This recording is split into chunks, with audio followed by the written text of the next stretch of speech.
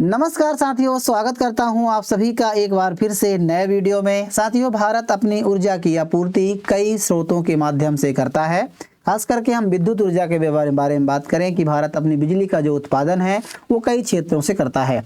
उनमें से साथियों परमाणु ऊर्जा से बिजली बनाए जाते हैं, ये भी काफ़ी महत्वपूर्ण क्षेत्र माना जाता है। हालांकि साथियों परमाणु ऊर्जा से भारत में अभी काफ़ी कम मात्रा में बिजली का उत्पादन होता है, लेकिन जिस प्रकार से भारत कदम आगे बढ़ा रहा है तो बहुत बड़ी उपलब्धि भारत के लिए मानी जा रही है।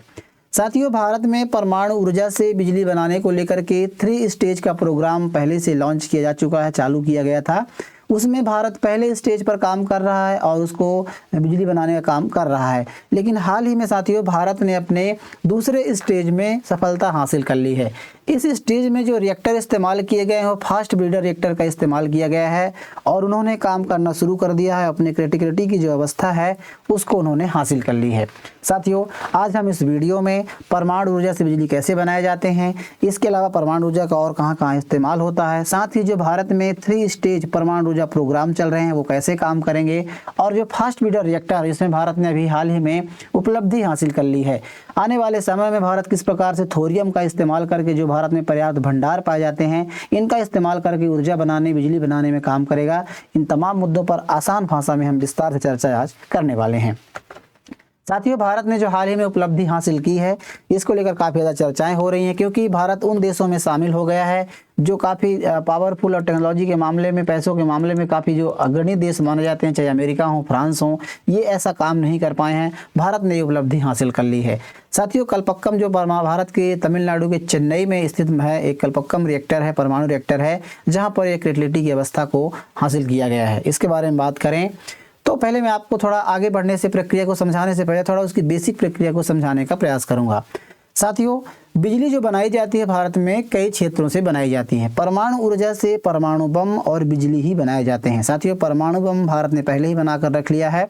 परमाणु ऊर्जा को लेकर के जो परमाणु ऊर्जा से बिजली बनाई जा रही है इसकी जो आपूर्ति के लिए भारत कार्य कर रहा है।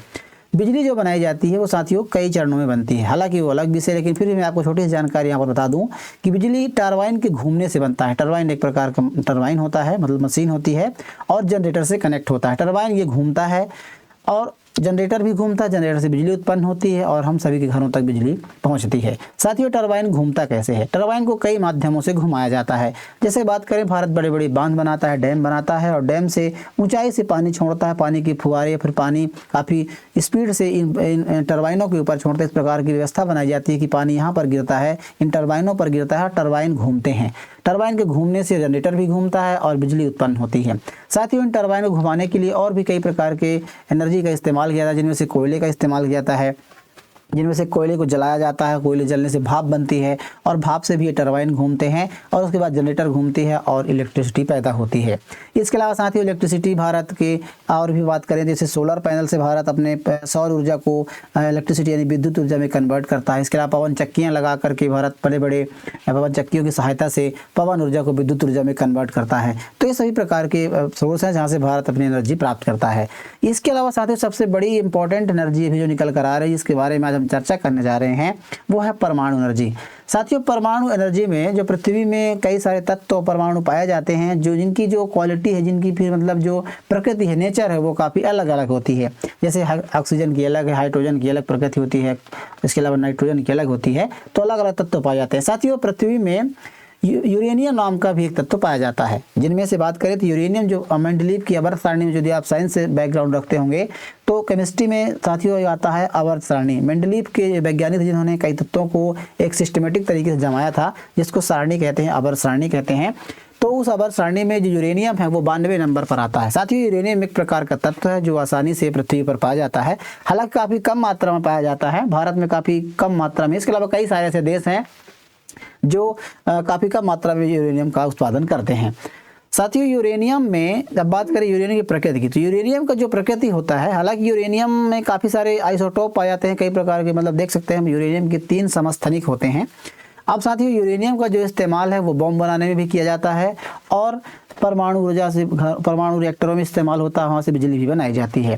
परमाणु बम बनाने के लिए अलग प्रक्रिया होती है और जो परमाणु ऊर्जा बनाने की प्रक्रिया होती है वो भी अलग होती है। हालांकि साथियों जो काम करता है वो विखंडन पर ही करता है, मतलब परमाणु जो यूरेनियम है वो टूटता है और जो विखंडन होता है, विखंडन होने से ऊर्जा उत्पन्न होती है। इसी का इस्तेमाल हम इसके परमाणु ऊर्जा के रूप में करते हैं।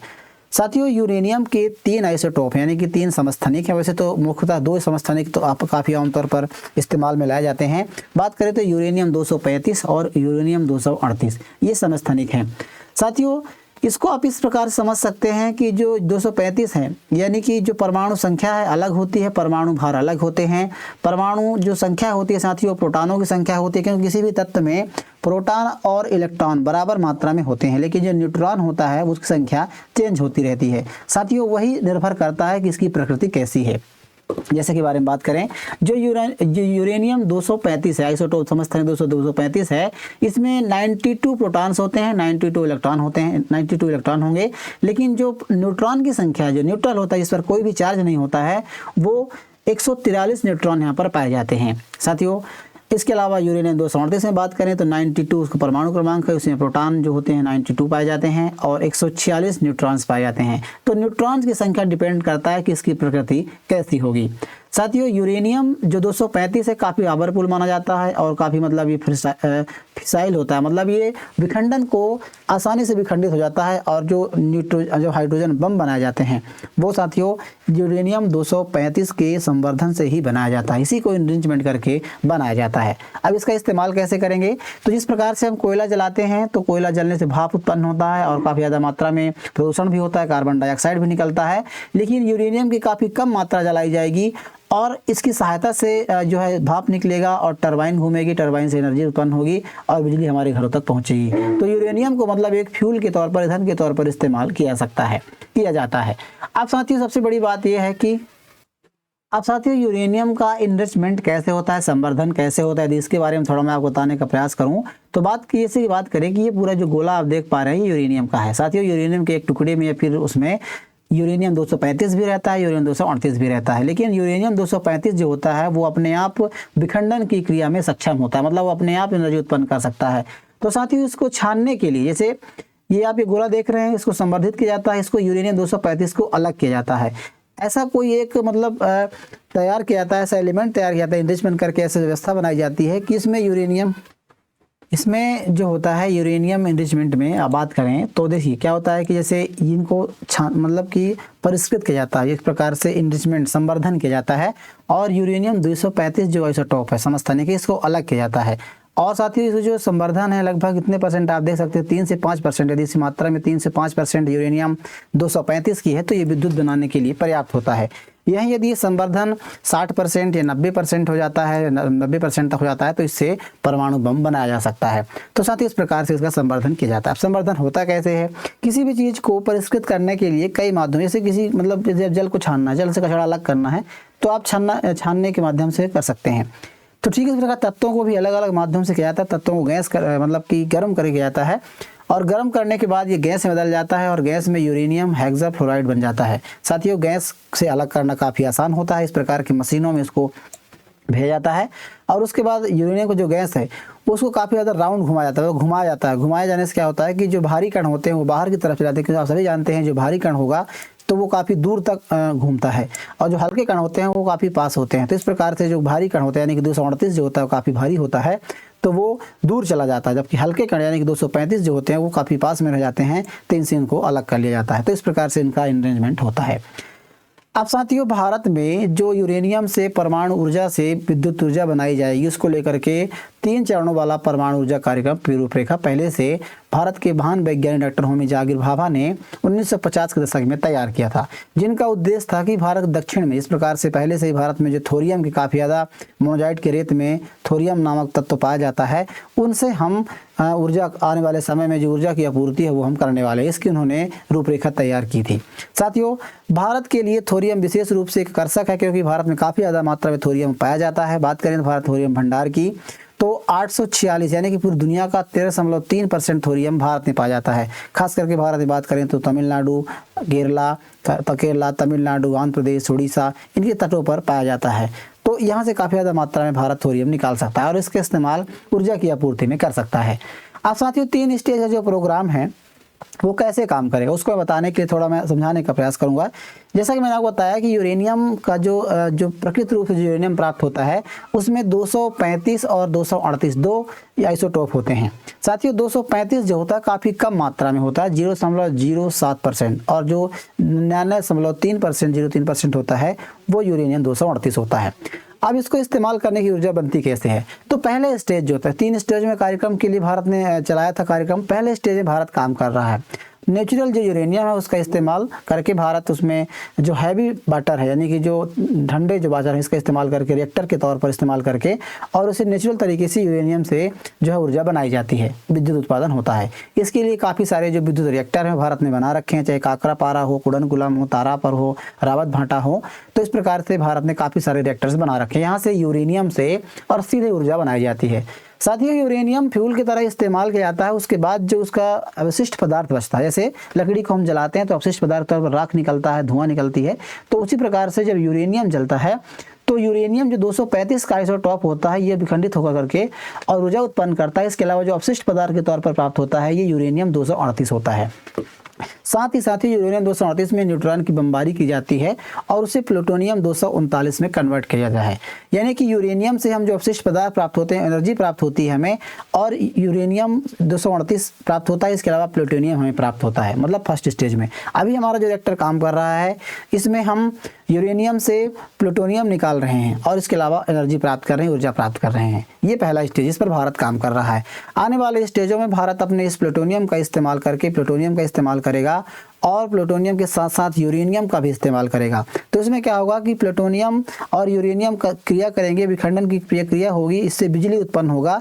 इसके अलावा प्लूटोनियम बनेगा, जैसा कि अभी क्या बन रहा है, प्लूटोनियम बन रहा है। तो आने वाले समय में यूरेनियम और प्लूटोनियम दोनों को मिक्स करके इस प्रक्रिया की जाएगी, जो फास्ट ब्रीडर की सहायता, जो भारत ने ब्रीडर बनाया है, फास्ट ब्रीडर जो हाइब्रिड ब्रीडर बनाया गया है, उसका काम यही है कि ये इनके द्वारा इस प्रकार के काम किए जाएंगे जिसमें से प्लूटोनियम को जो है प्लूटोनियम और यूरेनियम 233 में कन्वर्ट करेगा। मतलब प्लूटोनियम, इसको आप इस प्रकार समझिए कि पहले यूरेनियम से ऊर्जा का उत्पादन होता है और प्लूटोनियम बनता है। देखिए यूरेनियम से ऊर्जा उत्पन्न होता है, यूरेनियम 238 बनता है, लेकिन उसमें न्यूट्रॉन की बमबारी की जाती है और प्लूटोनियम बनता है। तो आप इस प्रकार समझिए कि पहले स्टेज में भारत नेचुरल जो प्राकृतिक यूरेनियम है इसका इस्तेमाल करके बिजली बनाता है और उसके बाद प्लूटोनियम अपशिष्ट पदार्थ के तौर पर निकलता है। अब साथियों अगले स्टेज में जो है भारत ने फास्ट ब्रीडर का इस्तेमाल किया है, जो इस प्रकार रिएक्टर का इस्तेमाल किया जा रहा है, इसकी सहायता से भारत इस प्लूटोनियम का इस्तेमाल करेगा और इसमें यूरेनियम भी मिलाया जाएगा। दोनों तत्व मिलाए जाएंगे, प्लूटोनियम जो निकला ये मिलाया जाएगा और यूरेनियम मिलाया जाएगा। इससे क्या बनेगा, प्लूटोनियम बनेगा और यूरेनियम 233 का निर्माण होगा। साथियों यूरेनियम 233 भी विखंडनीय है, फसाइल है, यानी कि आने वाले समय में विखंडन कर सकता है और ऊर्जा उत्पन्न कर सकता है। तो एक तरह से भारत एक नए ईंधन का इस्तेमाल करेगा। मतलब इस प्रकार से भारत एक रिएक्टर का इस्तेमाल तैयार कर लिया है कि मतलब मानो ऐसी कोई गाड़ी बना ली है कि जो ईंधन का इस्तेमाल करता है उसके जवाब में और काफ़ी ज़्यादा मात्रा में ईंधन निकालता है। जैसे कोई गाड़ी है जो एनर्जी का इस्तेमाल करती है और काफ़ी ज़्यादा मात्रा में एनर्जी निकालती है, ठीक इसी प्रकार से इस प्रकार का रिएक्टर बनाया गया है कि ये प्लूटोनियम का इस्तेमाल करेंगे, यूरेनियम का इस्तेमाल करेंगे और प्लूटोनियम और यूरेनियम 233 का निर्माण करेंगे। आगे वाले स्टेज में जो तीसरा स्टेज है, इसी स्टेज में भारत ने अभी उपलब्धि हासिल की है और जो भारत का रिएक्टर है पूरी तरह से काम करना शुरू कर दिया है। अगला जो स्टेज होगा उसके तहत भारत थोरियम का इस्तेमाल करेगा, जो थोरियम काफ़ी ज़्यादा मात्रा में भारत में पाया जाता है। इस स्टेज में यूरेनियम 233 और जो थोरियम है थोरियम, इन दोनों को मिला करके एनर्जी या फिर विद्युत ऊर्जा बनाई जाएगी।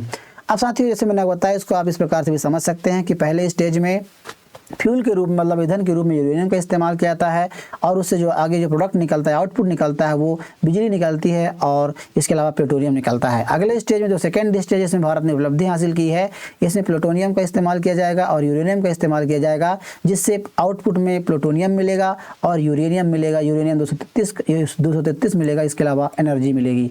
तीसरा जो स्टेज इसमें भारत आगे काम करने वाला है, फ्यूल के तौर पर थोरियम का इस्तेमाल किया जाएगा और यूरेनियम 233 जो यहाँ से निकल रहा है प्रोडक्ट, इसका इस्तेमाल किया जाएगा और आगे चल करके फिर से यूरेनियम 233 बनेगा और इलेक्ट्रिसिटी बनेगी। यूरेनियम 233 बनता जाएगा और थोरियम का इस्तेमाल हम करते जाएंगे। तो ऐसे में क्या है कि भारत की जो यूरेनियम पर जो निर्भरता है वो काफ़ी कहीं ना कहीं कम होगी।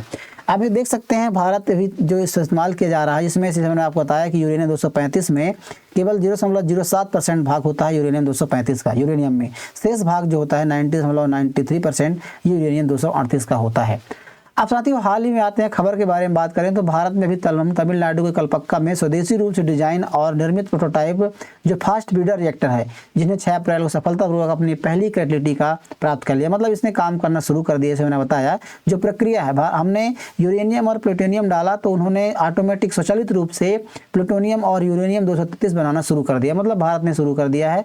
और इसमें 500 मेगावाट तक की विद्युत का उत्पादन किया जाएगा। भारत की जो परमाणु विद्युत निगम लिमिटेड भिवनी है, कलपक्कम में है, इसने इसको बनाया है। साथियों ये रिएक्टर पूरी तरह से तैयार होने में सिर्फ एक चरण दूर, क्योंकि जो भारत ने 3 स्टेज का परमाणु कार्यक्रम घोषित किया था, दूसरे स्टेज में भारत सफलता हासिल की है, अभी एक स्टेज आना बाकी है। तो यानी दूसरे स्टेज में यदि तीसरे स्टेज में सफलता हासिल प्राप्त कर लेता है तो ऐसे में भारत 80% से ज़्यादा स्वदेशी तकनीक या इस्तेमाल इसमें मतलब हासिल कर लेता है, तो कुछ गिने चुने देशों में शामिल हो जाएगा।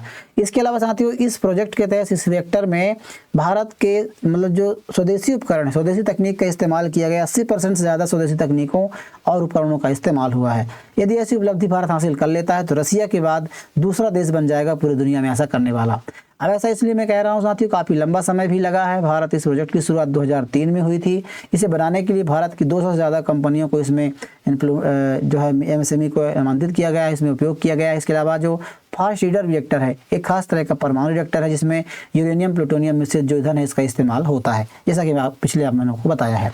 इसमें बात करें तो भारत सरकार की तरफ से एक मॉड्यूलर के तौर पर इसको इस्तेमाल किया गया है, विकास किया गया है और 20,000 से ज़्यादा करोड़ रुपए इसके लिए आवंटित किए गए हैं।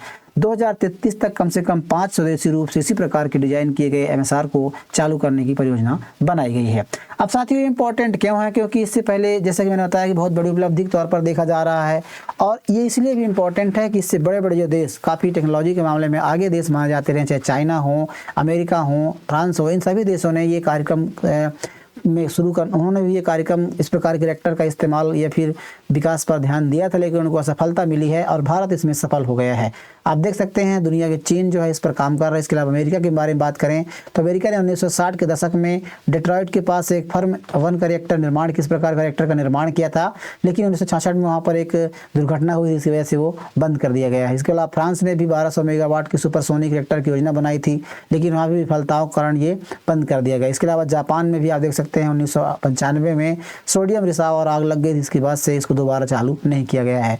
अब साथियों भारत इस मामले में आगे बढ़ रहा है। रसिया के बारे में बात करें तो रसिया में पहले से ही इस प्रकार के रिएक्टर चालू हैं। हालांकि भारत भी इस प्रकार के जो रिएक्टर है इनका इस्तेमाल मतलब टेक्नोलॉजी का इस्तेमाल रसिया से करता है, तो कहीं ना कहीं भारत के लिए बहुत बड़ी उपलब्धि है। साथियों आप देखने वाली बात ये हुई कि आने वाले समय में भारत को जो तीसरे स्टेज में सफलता कब प्राप्त होती है, यदि ऐसा प्राप्त होता है तो कहीं ना कहीं जो भारत में पूरी दुनिया में जो थोरियम के काफ़ी ज़्यादा भंडार पाए जाते हैं, चाहे केरला हो, तमिलनाडु हो, यहाँ पर तो वहाँ से भारत अपनी उसका इस्तेमाल और यूरेनियम 233 का इस्तेमाल करके एक नई ऊर्जा बनाने में कर सकता है। बहरहाल आप इसके बारे में क्या सोचते हैं, भारत के लिए बहुत बड़ी उपलब्धि है या फिर क्या है, इसके बारे में जरूर लिखिएगा। जानकारी पसंद आई तो वीडियो को लाइक कीजिए, चैनल को जरूर सब्सक्राइब कर लीजिए। मिलते हैं किसी ऐसे नए भी इन्फॉर्मेशनल वीडियो के साथ, तब तक के लिए नमस्कार।